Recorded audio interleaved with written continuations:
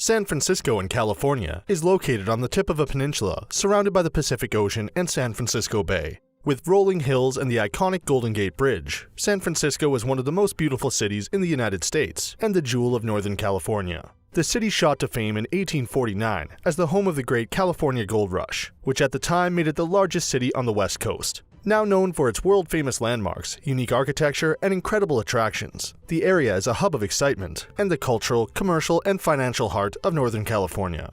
San Francisco is also one of America's great walking cities, with lots of pathways and cycling trails, and so many interesting sights to see and explore. This is the city that has everything, making it a fantastic place to visit. Before we get into the top 10 things to do in San Francisco, we've included links in the description to various discount codes and links to resources of things to do, so make sure you check those out. At number 10 is the Golden Gate Park. Once an area of sand dunes, the Golden Gate Park is now home to gardens and museums and is a fabulous green space in the heart of San Francisco. At 1,017 acres, the park stretches for almost 50 city blocks from the middle of the city to the foot of the bridge. Some of the main attractions within the park include the DeYoung Museum, the California Academy of Sciences Museum, and the San Francisco Botanical Garden. One of the most popular attractions is the Japanese Tea Garden, with beautiful plants, ponds, bridges, and Japanese-style structures, including the tea house. The park also has an interesting network of walking trails and cycling paths, several lakes, bridge paths, and even a buffalo paddock. Golden Gate Park is one of those places that can easily take a couple of hours or a couple of days. Bike rentals are available, and this can be a good way to explore the park, rather than trying to do everything on foot. With so many areas to explore, it's good to ensure that you have plenty of time for your visit. Number 9 is Lombard Street. San Francisco's most famous residential street has a popular reputation as the crookedest in the city. Lined with Victorian mansions and neat lawn landscaping, Lombard Street is also considered one of San Francisco's most scenic streets. The city is well known for its steep hills, and this street is no exception. With 8 sharp hairpin turns in 180 meters, it would simply be too steep to tackle in a straight line. One of the most popular things to do by visitors is to hike all the way up the curves and smell the beautiful flowers planted in the beds along the way. But to get the full experience of snaking and breaking down the zigzagging road, it is definitely more thrilling to drive down the one-way street from the top. You can also ride a cable car up the hill and get splendid views and then traverse down by foot. This iconic street, featured in many movies, is also a popular spot for photographers, as you can capture both the entire winding street from the bottom, as well as the spectacular view from the top. Additionally, you can look out over the city landscape, which includes the Bay Bridge and Coit Tower. At number 8 is the Aquarium of the Bay. Discover the beauty and diversity of Northern Californian aquatic life at Aquarium of the Bay. Located on the historic San Francisco waterfront at Pier 39, the aquarium is home to more than 20,000 marine animals, ranging from 8-foot native sharks to rays, jellies, and even river otters, all of which can be found in San Francisco Bay or along the California coastline. With a focus on education, conservation, and entertainment, the Aquarium of the Bay's exhibition space is organized as a series of experiences that invite visitors to both observe and touch the animals on display. There are 4 main exhibit areas for guests to explore. The first, named Discover the Bay, highlights some of the animals that are commonly found closest to shore, right off of San Francisco's docks. Under the bay is the aquarium's main and most iconic exhibit area, and when visitors first enter, they step into a tranquil environment, where they discover a mesmerizing jelly exhibit, featuring moon jellies, Pacific sea nettles, and more. Touch the Bay offers a hands-on experience. 4 aquarium visitors and guests can touch juvenile bat rays, and even sharks in the exhibit's first touch pool. Finally, guests will see the aquarium's newest exhibit, the river otters. This exhibit features playful river otters in a serene environment that is a combination of land and water habitats. The exhibit includes 2 freshwater pools, a river stream, plus plenty of dry land and dig pits for the otters to enjoy. This amazing aquarium has a mission to protect the bay and the animals that live there and is well worth a visit. Number 7 is the Palace of Fine Arts. The Palace of Fine Arts is easily one of the most beautiful places to visit in all of San Francisco and is the last remaining structure from the 1915 Panama Pacific Exhibition. Listed on the National Register of Historic Places, this classical-looking building with a French-inspired dome structure is beautifully situated on a lagoon that reflects the mirror image on the surface of the calm water, while ducks and geese drift by. The palace has been restored along with the grounds and today hosts art exhibitions and performances. The Palace of Fine Arts Theater seats approximately 1,000 patrons and offers a variety of shows, musicals, and cultural events. At number 6 are the cable cars. Cable cars were introduced in 1873 to help locals contend with the many hills the city is built on. Today, the few remaining cable cars offer visitors a great way to explore the city in historic fashion. Since 1964, these tram-like vehicles have had the unique distinction of being the only public transport system to be declared a historic monument. The world-famous cable cars run on 3 lines in the steep streets of San Francisco between Market Street and Fisherman's Wharf. These cars are a fun ride, especially if you get to stand on the running board.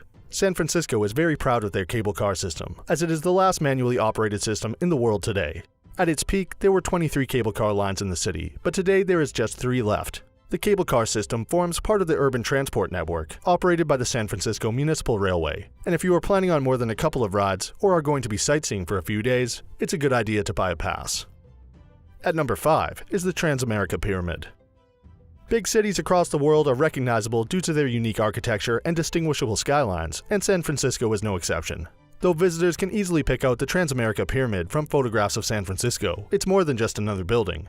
The Transamerica Pyramid is a building that is famous for its futuristic architectural style. Located in the heart of the financial district, the iconic pyramid is San Francisco's other famous symbol besides the Golden Gate Bridge.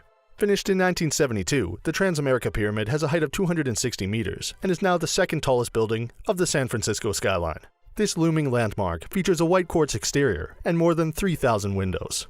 Visitors can see the view from the 48th floor from 24-hour camera feeds displayed in the Visitor Center, located on the plaza level off of Clay Street, which is well worth a look. At number 4 is a visit to Alcatraz.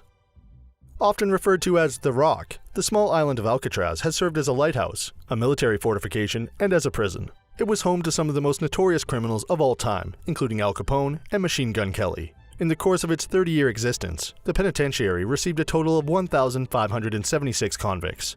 There were never more than 250 at any one time, even though there were 450 cells measuring about 10 feet by 4 feet.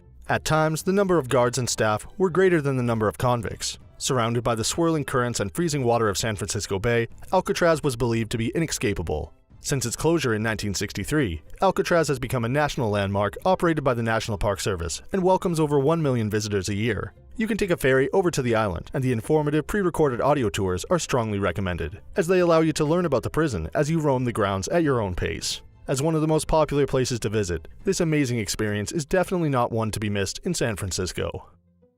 Number 3 is the Twin Peaks. The Twin Peaks in San Francisco are a world-famous tourist attraction and offer spectacular views of the Bay Area. These famous grassy hills rise 922 feet from the ground, making them the second highest point in the city after Mount Davidson. The 2 peaks are adjacent to each other, and from the top, visitors can view multiple San Francisco landmarks, including the Bay Bridge and the downtown skyscrapers. The Twin Peaks are open from 5 a.m. to midnight, and there is free parking at the top of Twin Peaks Boulevard. It is best to stay on the marked trails and dress for windy conditions if you are planning to hike to the top. There are pathways up to the top of both peaks, and they've recently been improved with rustic wooden stairs. Although there are some relatively steep ascents and descents on some of the trails, the fantastic views are definitely worth it. At number 2 is Fisherman's Wharf. One of the most popular tourist areas in San Francisco, Fisherman's Wharf runs all the way from Pier 39, with the famous colony of cheeky sea lions, through to Municipal Pier at the end of Aquatic Park. The wharf is rich in history, and for over a century, its historic waterfront was once the hub of San Francisco's fishing fleet. It's now a fun place to stroll around and get a taste for the city, with its beautiful setting along the waterfront. A diverse number of restaurants are also available, offering some of the freshest seafood in the city, with most caught just beyond the docks. Other tourist attractions at the wharf include lots of museums, souvenir stores, historical buildings, and fantastic scenic views over the bay. And the top spot is the famous Golden Gate Bridge.